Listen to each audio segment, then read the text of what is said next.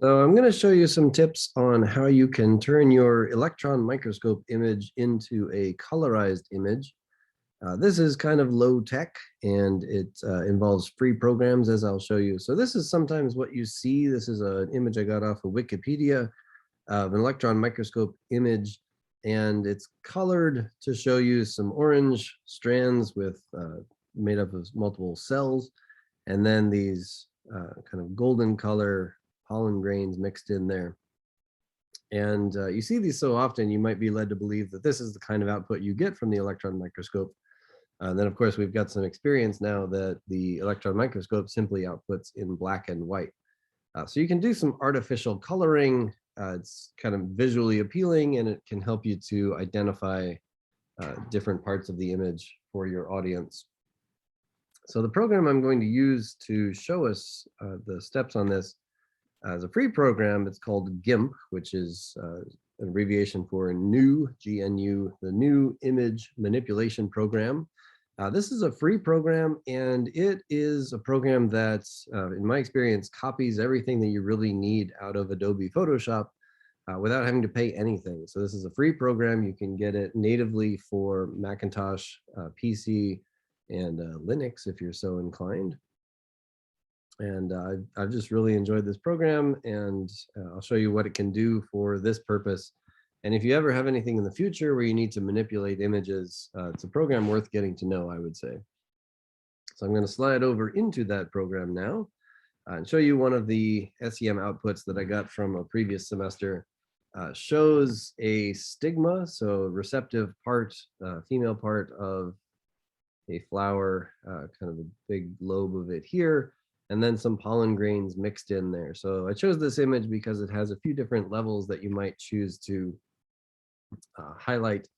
And I'll show you one level of effort you could put into this. You could put a whole lot of effort in and get the most perfectly crisp image you want. And then there's kind of a quicker version. We'll kind of do maybe a mid-range amount of effort in here. All right, so let's just see what we got. We can start over here at the colors menu. I'm going to use this feature called colorize, which is not too fantastic, but you can change your hue. It'll be a short tutorial if I forget how this works. All right, cancel that, did not work. All right, so I'm going to check back here on the image menu. I don't know if the ones you get are going to have this issue. It's giving me my image is in this color scale called indexed, and I think that might be causing us some trouble. So I'm going to switch it over to RGB. Try that again with the colors. Colorize. There we go. All right. Whew, that was scary for a second. All right, so the colorize option, there are a few different ways to change the color of the whole image. You can do colorize, you can go in the color menu, hue, chroma, hue, saturation, levels, curves, all these will give you a chance to change the color. Here I'm in the levels menu, you can change one channel at a time. You can pull the reds, so more red, less red. Kind of the same thing, lots of options here. Kind of like the colorize option because it's just a, oops, that's it. Just a one-stop shop for getting one image on there. So the color in computer color images, you can get it in different ways. This one's in a format called hue, saturation, and lightness. So the hue is the type of color. So this is basically just a rainbow slider. You can slide it actively or click at a point on there. And it's not the most intuitive where these colors lie. So I usually end up just kind of scrolling across until I find what I like. So hue, saturation is kind of the intensity of that color. So really blue, almost as though if you were to throw a dye in a washing machine. More dye, less dye. So over here on the lower saturation level, it's still blue, but it's much more of a gray blue as opposed to this bright primary color blue. And I'm kind of fond of the grayer, the more muted tones, I think work well together. And then lightness is probably the most self-explanatory, so you can just change the brightness as you go. So I'm doing this for the whole image. That isn't exactly what I'm telling you about doing today. So let's see what we can do. I'm actually going to save that as a layer, and I'm going to see if I can just play with variations on that. So what I like to do is to basically put in layers, and down here in this box shows me the layers of the image. One way to get extra layers is just on here, this duplicate layers option. So I can do extras of that. Another way to do it would be to do like an edit menu, do a, oh shoot, where is it? Oh, there we go, select. So you can do select all, and then edit copy and edit paste. One problem if you paste in here, it pastes as a kind of a temporary image. And then if you want to make that permanent, I think you want to do this option here. Let's see if that does it.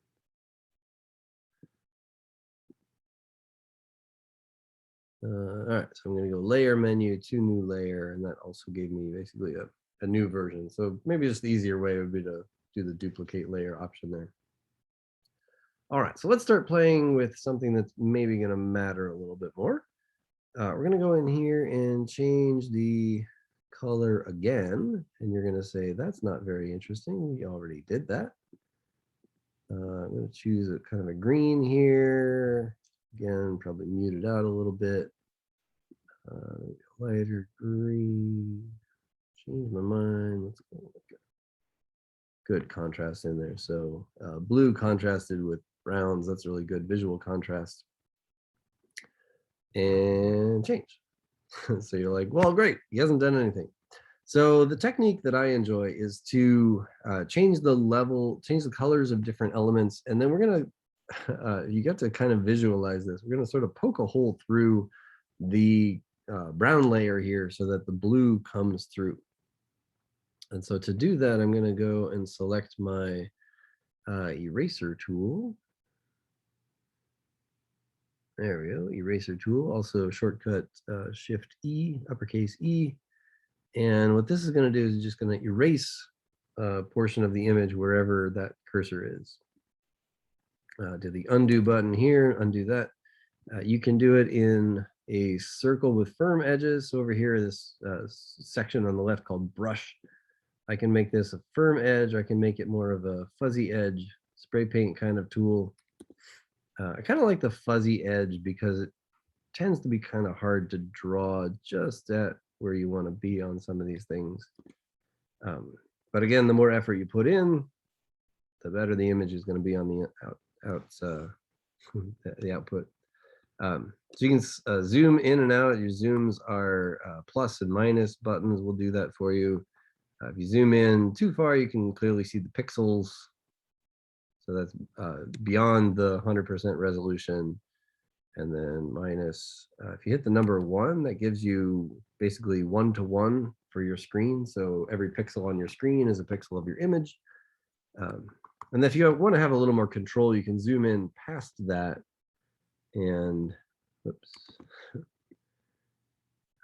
be able to control it a little bit more. So if I really wanted to do my best on this little pollen grain here, I'm going to zoom in greater than the visual resolution, and I'm going to decrease the size of my paintbrush here. So on the size, this whole menu on the left side gives me a lot of options for my eraser tool, and then I can start tracing it. So the more effort you put into this, I would say the better your output image is going to look.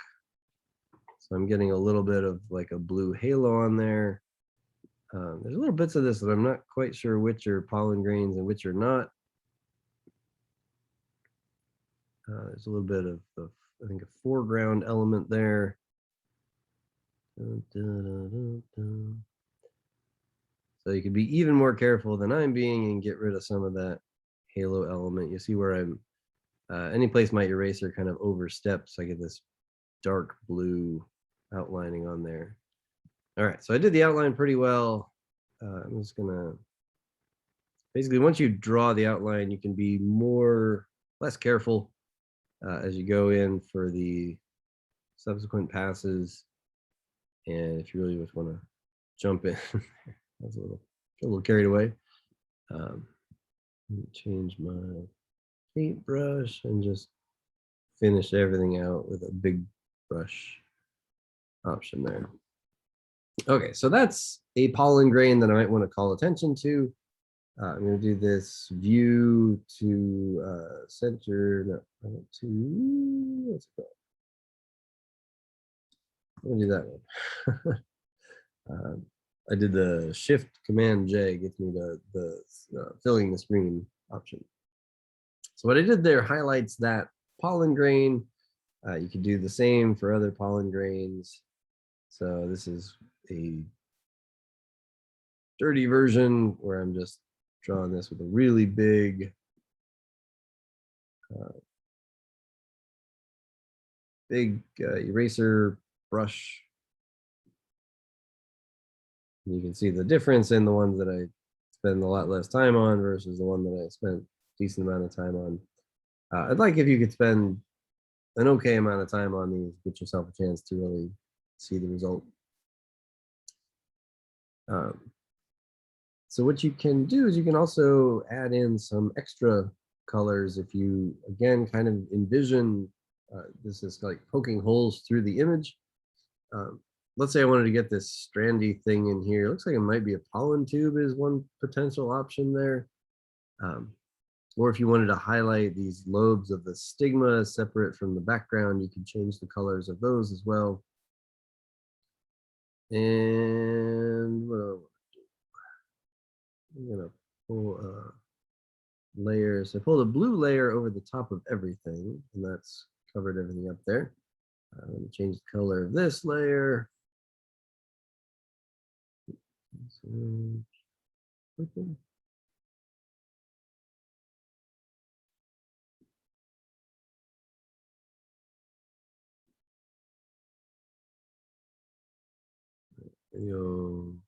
Dark red on this one. Oof. All right, let's do that. All right, so if I go back to the eraser tool, Shift E, let's say I want to, oops, that's not going to cut it at all.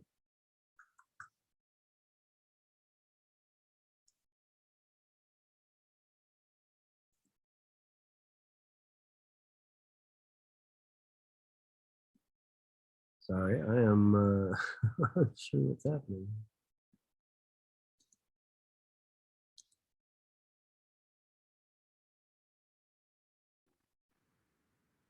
Okay, figured it out. Sorry about that. I'm showing you some of the ins and outs that I hope will maybe prevent you from getting frustrated if you run into the same problems. So what I did in duplicating the layers is that the first layer that I had was a layer that didn't have any transparency to it. And so I have to actually tell the program that I want my layer to have transparency, because right now when I do the eraser, it fills in with this background color over here.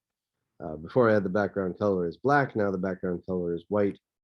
At any rate, it's just not able to cut holes through this layer until I let it do that. So I'm going to go up to the layer menu and now do transparency, add alpha channel. Alpha is kind of a color code for transparency. And now suddenly, ba-boom, I have this ability. So sort of thinking in 3 dimensions, a stack of images. And so if I punch a hole through the red, through these pollen grains that I've already colored blue, then it's going to punch through the red, also through the gold layer, and then all the way down to the blue layer. So that should show up as blue. And if I punch through here, it's only going to punch through to the golden layer. So I'm going to cut this size down a little bit. So I'm going to try to trace that out. And let's say we want to combine that color with this color. Now I'm getting color for that wiggly, possibly pollen tube element. And then this color that I already established for the pollen grain. Unfortunately, I got to kind of punch through that same space 2 times to get it. Depending on how you kind of plan your layer cutting, you might be able to do this faster. I've always wanted to be able to show a start to finish of getting a beautiful image, but honestly, it takes a lot of time, and I don't know if everybody wants to sit through that video. Let me just do one more.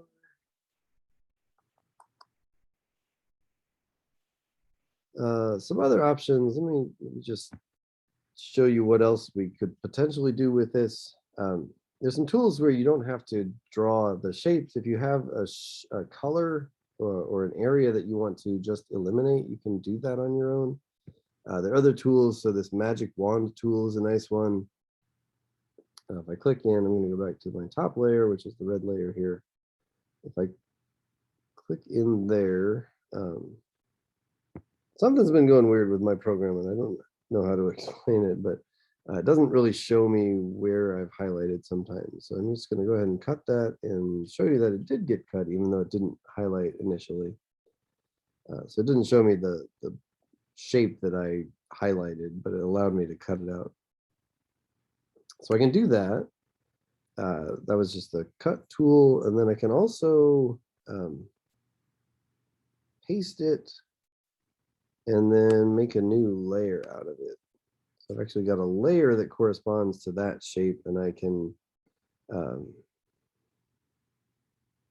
say colorize what I've got there. So take that and blacken it out.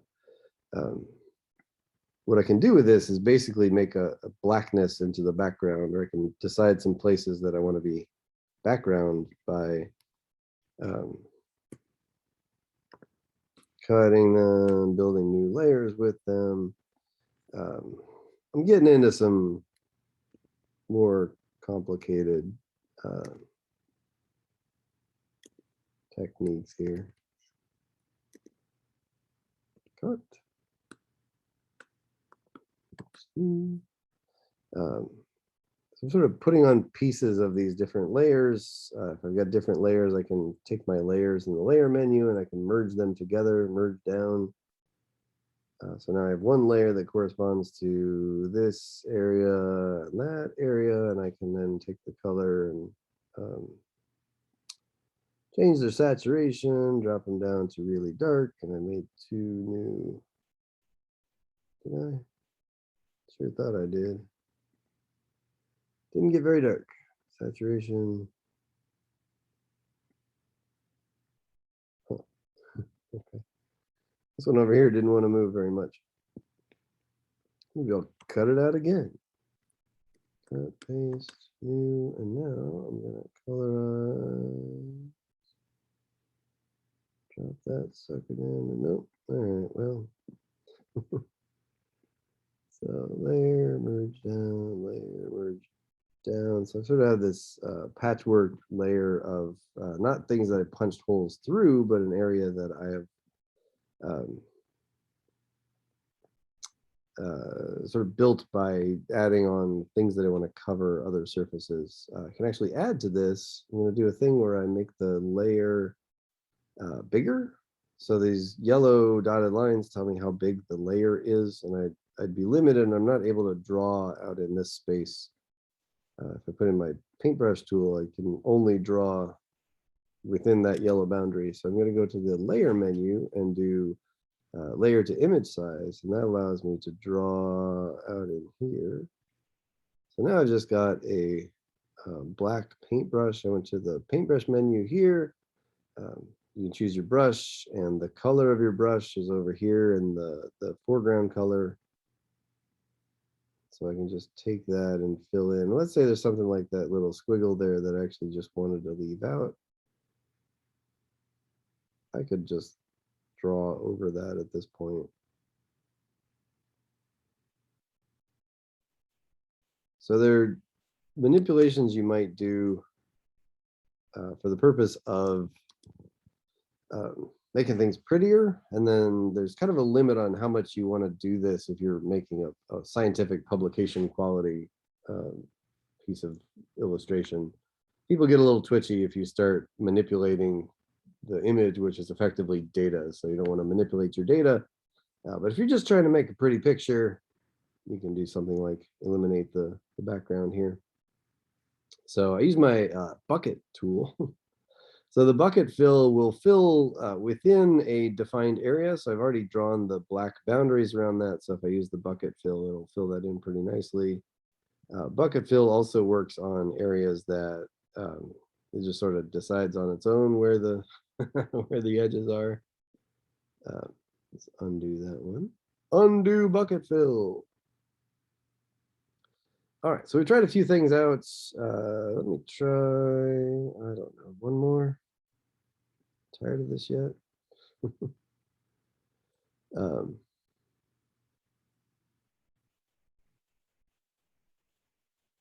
let me just call it that. So I could change, we could change the different strands of these things coming for and beyond. The nice part about the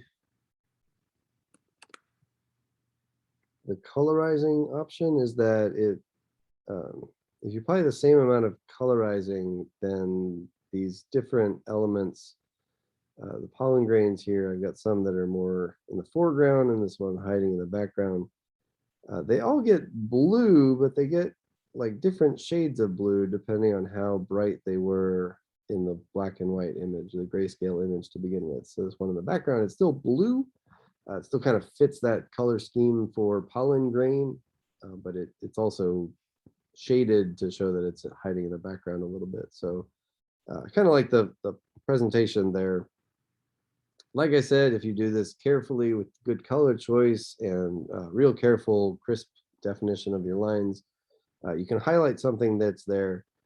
You could also just do some much more subtle shading if you chose two, let's say you chose two similar colors and you wanted to paint different parts of the same item, different colors. You've got a lot of options.